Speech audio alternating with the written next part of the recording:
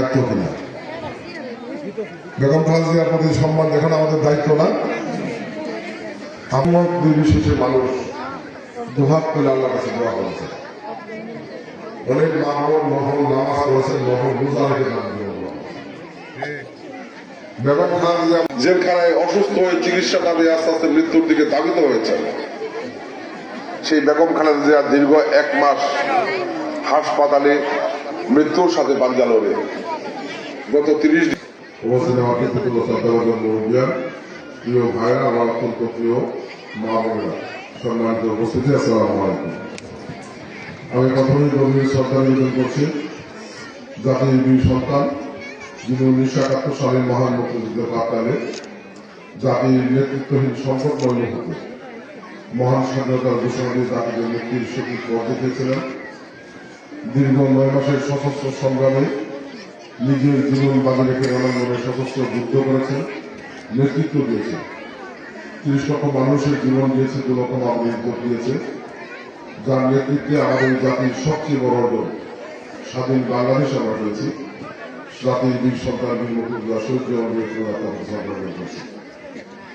শ্রদ্ধা নিবেদন করছি আমাদের আরেক অবিসংবাদিত ব্যক্তি, যিনি জিয়া রহমানের সাথে বিবাহ বন্ধন আবদ্ধ হয়েছিলেন।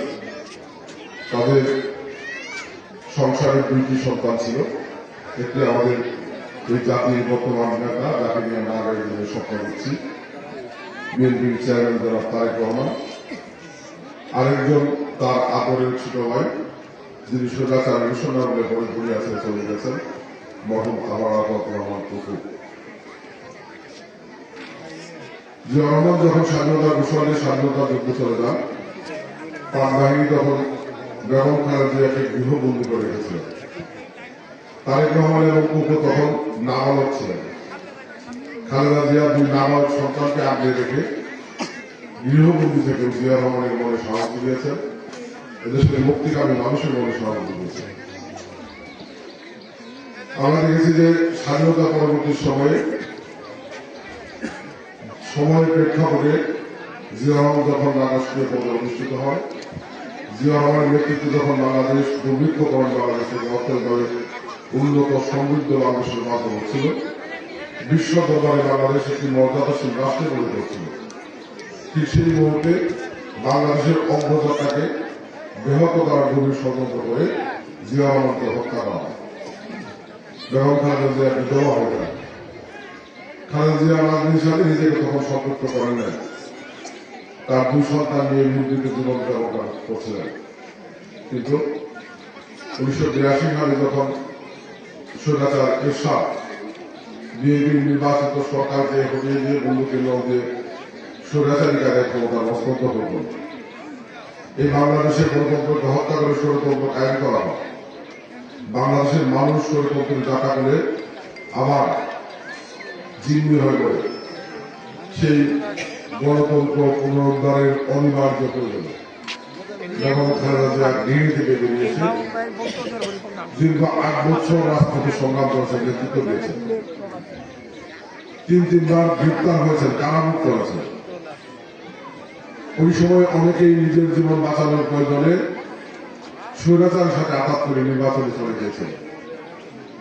বেগম খালেদা জিয়া বুঝতে সক্ষম হয়েছিলেন যে তিনি যদি নিজের প্রয়োজনে স্বৈরাচারের সাথে আঘাত করে তিনি হয়তো রাজনৈতিক জীবন কাটাতে পারেন, কিন্তু বাংলাদেশের মানুষ মুক্তি পাবে না। যে কারণে বাংলাদেশের মানুষের মুক্তির প্রয়োজন নিজের জেল মেনে নিয়েছেন, জুলুম মেনে নিয়েছেন, অন্যায়ের কাছে স্বৈরাচারের কাছে মাথা নত করেন। 1990 সালে সকল মানুষকে ঐক্যবদ্ধ করে একটি সবল আন্দোলন গণঅভ্যুত্থানের মধ্যে দিয়ে স্বৈরাচারের পতন ঘটিয়ে গণতন্ত্রকে মুক্ত করেছিলেন। ইতিহাসের খাতায় বেগম খালেদা জিয়াকে আপসের নেত্রী হিসেবে আখ্যায়িত করা হয়েছে। 1991 সালে খালেদা জিয়ার নেতৃত্বে বিএনপি জাতীয় নির্বাচনে একক সংখ্যাগরিষ্ঠ আসন দিয়ে সরকার গঠন করে। বাংলাদেশের ইতিহাসে বেগম খালেদা জিয়া সর্বপ্রথম মহিলা প্রধানমন্ত্রী হন। পরবর্তীতে উনি 3 বার প্রধানমন্ত্রী হয়েছেন। খালেদা জিয়া 1991 সালে জাতীয় নির্বাচন সহ যতগুলো আসনে যতবার নির্বাচন করেছেন প্রত্যেকটি আসনে বিপুল ভোটে নির্বাচিত হয়েছে। ফেল করার ইতিহাস খালেদা জিয়ার জীবনে নাই। আমরা সেই খালেদা জিয়া দেখেছি যে দেশের উন্নয়নে যুগান্তকারী পদক্ষেপ দিয়েছেন।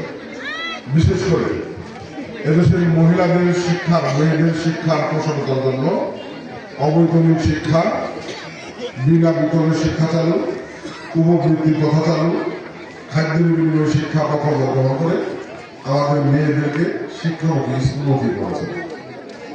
সেই বেগম খালেদাকে আমরা দেখেছি যে 2006 সালে আবার যখন নির্বাচিত মনোনীত সরকার ক্ষমতায় আসে, খালেদা জিয়াকে তার 2 সন্তান সহ গ্রেপ্তার করা হয়।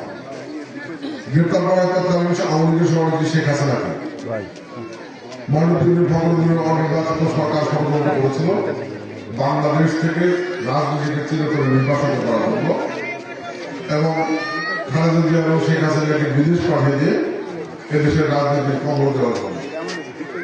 আমরা দেখেছি যে শেখ হাসিনা এই জাতির মানুষের কথা বিবেচনা না করে শুধুমাত্র নিজের জেল থেকে বাঁচার প্রয়োজনে মনোনীত ফখরুদ্দিন সরকারের সাথে আপোষ করে জেল থেকে বেরিয়ে লন্ডন চলে গেছিল। বেগম খালেদা যেতে রাজি হয় নাই। ওনাকে হুমকি দেওয়া হয়েছিল যে শেখ হাসিনা চলে গেছে, আপনি চলে যান, আপনি যদি না যান আপনার 2 সন্তানকে মেরে ফেলা হবে। আপনার নজির দেখেছেন যে তাকে হওয়ার পর অমানসিক নির্যাতন করা হয়েছিল মেরে ফেলার জন্য। খালেদা জিয়া একজন মহিষী নারী, একজন মা, তারপরেও এই দেশের মানুষের মুক্তির কথা বিবেচনা করে নিজের জীবনে ঝুঁকি দিয়েছেন, নিজের সন্তানের জীবনে ঝুঁকি দিয়েছেন। উনি পরিষ্কার ভাষায় বলছেন যে আমি সহ আমার 2 সন্তানকে মেরে ফেললেও আমি বাংলাদেশ এবং বাংলাদেশের মানুষের কোথাও যাব না। যার মধ্য দিয়ে প্রমাণিত দুজনার জীবনের চাইতেও সন্তানের জীবনের চাইতে এই দেশের মানুষকে বেশি ভালোবাসেছেন। সেই বেগম খালেদা জিয়াকে 2018 সালের জাতীয় নির্বাচনের আগে একটি সাজানো হাস্যকর মামলা দিয়ে জেলে ঢোকানো হয়। ওনাকে 2 বছর জেলখানায় রাখা হয়। পরবর্তী সময় উনি গৃহবন্দী ছিলেন। ওই সময় উনি অনেকবার অসুস্থ হয়ে পড়েছেন। শেখ হাসিনা হিংসা করে ওনাকে চিকিৎসার সুযোগ দেয় নাই। উনি ইচ্ছে করে শেখ হাসিনার সাথে আঘাত করে জেল থেকে বেরিয়ে রাজনীতি জীবন কাটাতে পারতেন। বেগম খালেদা জিয়া আবার বলছি সেই মহিষী নারী যিনি নিজের জীবনে চাইতে এই দেশকে, দেশের মানুষকে বেশি ভালোবাসেছেন। উনি বুঝতে সক্ষম হয়েছিলেন যে উনি নিজে বাঁচার প্রয়োজনে যদি শেখ হাসিনার কাছে মাথা নত করে উনি বাঁচবেন, এই দেশের মানুষ মুক্তি পাবে না। যে কারণে মৃত্যুর সাথে পাঞ্জাব রয়েছেন, জীবনের ঝুঁকি নিয়েছেন, কিন্তু অন্যায়ের কাছে আপোষ করে নাই, স্বৈরাচারের কাছে মাথা নত করে।